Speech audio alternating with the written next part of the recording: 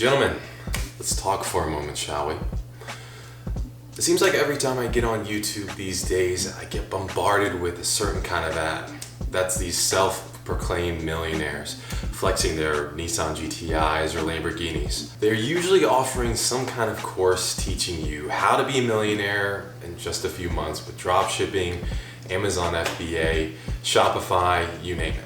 And I swear this is the new Tai Lopez of advertising on YouTube. That led me to today's conversation, talking a little bit more about what does it actually take for the average American to become a millionaire in the least gimmicky way possible. From the research I've done, the average American can become a millionaire within his or her lifetime. So first off, let's go over what does it actually take to become a millionaire. I'm going to go ahead and head over to my ghetto whiteboard and show you what it actually takes, and we'll do the math together on what it takes for you as the average American to become a millionaire in your lifetime. So here we are, guys, at my ghetto whiteboard to prove a point and to be able to do this math together with you guys. So first off, 1,700 millionaires are made every day on average. Now starting off, I want to use the averages here to really prove my point. So first off, the average American makes around $59,000 per year. So let's say the average American decides to invest 10% of their income. They just see it as a tax or tithe, and they just do it every month without even thinking about it. That would equal around $500 per month. Now I actually round it up just a little bit just to make the math a little bit easier. So let's say that in our example, the average American starts investing at age 22. They're fresh out of college, they just started their first job, and decide to opt into their employer's 401k match. And they decide to do so for 45 years. So the average S&P 500 return is around 10% every year, compounding interest. Now, for those who don't know, the S&P 500 is an index that tracks the market, 500 of the biggest American companies. So it is a good indicator of how the stock market is doing and the average return every year. It's pretty diversified. Now, again, I want to preface this by saying, I know there's going to be some haters who say, oh, the S&P doesn't actually return 10% every year, or some may say it's more, or some may say when you're not calculating inflation. Well, there's a lot of different things that are going into this as well. And just for the sake of comprehension, I'm not going to dive into that directly. We're not considering inflation.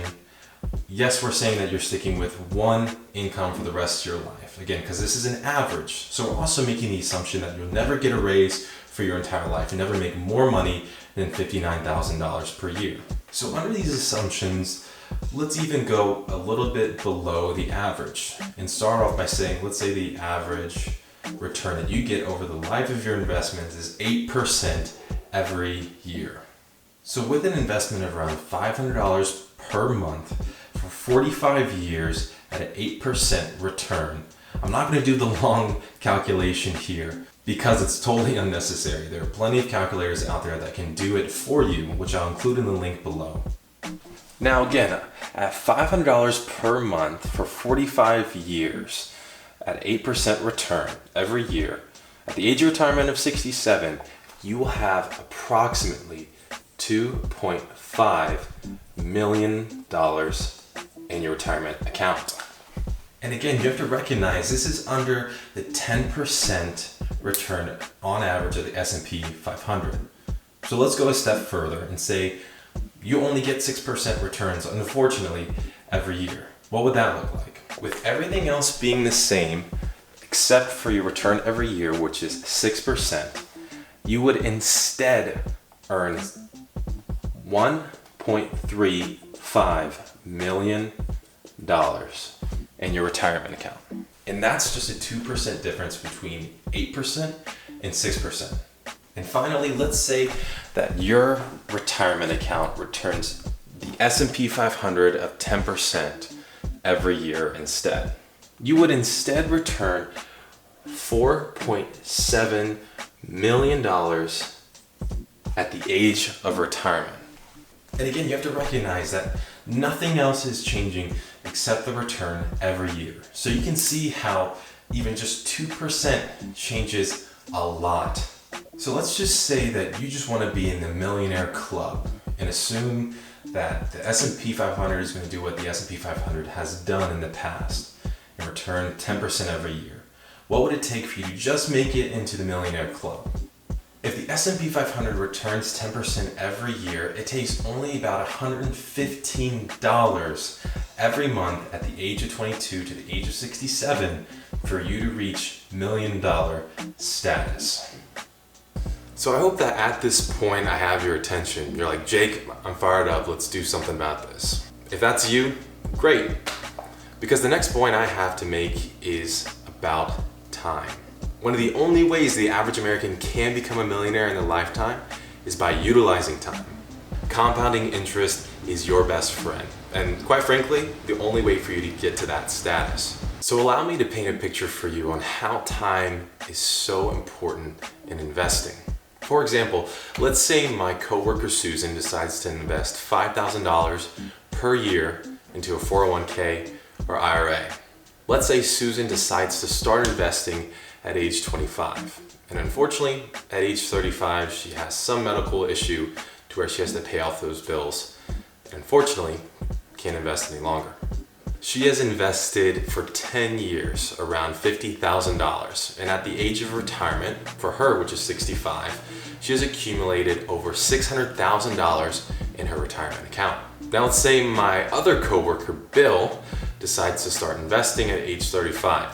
He's a little late to the game. He invests the same amount every year, $5,000, but decides to do so between age 35 and age 65, at the time of which he retires. He will have invested over $150,000 of his own cash and only have about $540,000 in the bank. Now here's the kicker. Susan has invested $100,000 less than Bill, yet has $60,000 more in a retirement account at the age of retirement. This just drives home the point that time is on your side in compounding interest in investing. So as you can see, start investing now. Don't hold off another year. Don't wait for another life experience to pass you by. Start now. Even if it's only $100, $200, $500, $10,000 a month, just do something to take advantage of accruing interest. So at this point, you might be asking, how do you invest? You got the basic understanding down now, and we've done a little bit of the math together. So you're probably wondering, how do you start investing today? And that's a great question. In fact, I'm going to hold that off for another video because we're getting a little long here. But let me leave you with one other calculation. This math is easy. Yet, a majority of Americans won't take advantage of it and won't be millionaires. Why do you think that is? From the calculations I've found, at age 65, the average American only has around $160,000 saved up. The truly sad thing about that statistic is, let's say for example, you're in college at age 20 and you decide to kick that Starbucks habit, and instead of buying that latte once a week, you put that $20 every month into a 401k index fund like the S&P 500. Now, as we talked about, it returns around 10% every year. If you invest that $20 every month into that index fund, and you do so between the ages of 20 all the way until the age of 67, which is the average age of retirement, you will have over $200,000 in your retirement account. So this just shows how unprepared the average American is for retirement. And why is that? That is because a majority of Americans do not capitalize on the one thing that'll make them rich, which is time and accruing interest. So now, you don't have an excuse. You know better. So start doing something now. If my worst case scenario is $1 million net worth at the age of retirement, I'd be pretty happy.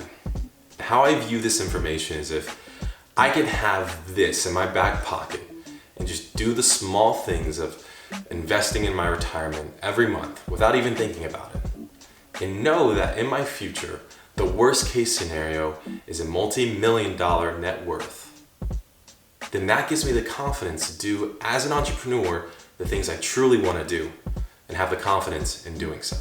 Again, my name is Jacob Haynes. Thanks so much for watching this video, and look out for my next video on how to actually start investing.